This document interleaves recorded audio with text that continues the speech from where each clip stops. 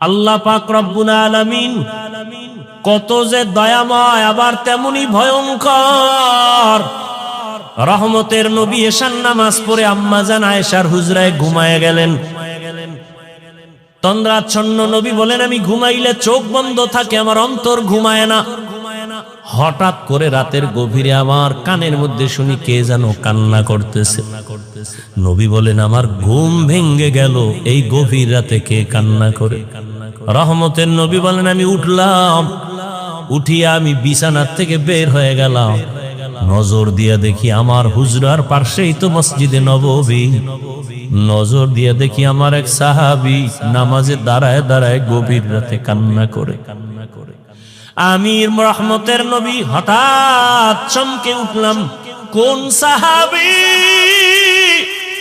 এই গভীর রজনীতে কাঁদে?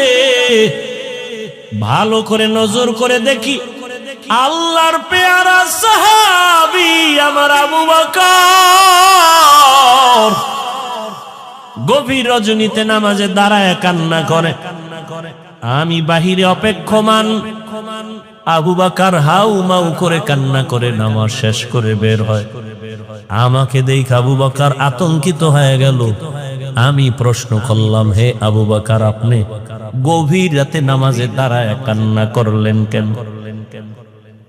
আবু বকর চোখের পানি ছেড়ে বলেন, ইয়া রাসূলুল্লাহ, আল্লাহর আযাবের ভয় আমি নামাজে দাঁড়ায় কান্না করেছি, একটা আয়াত পড়ে পড়ে কাঁদছি।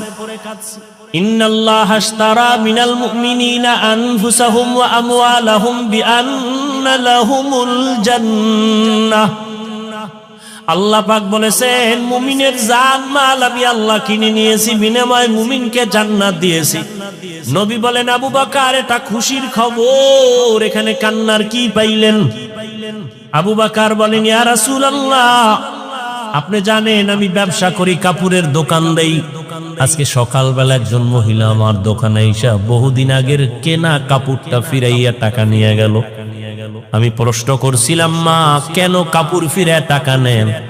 মহিলা একটা জবাব দিয়েছে, তোমার দোকানের কাপড় আমার পছন্দ হয় না, এজন্য ফিরাইয়া দিলাম।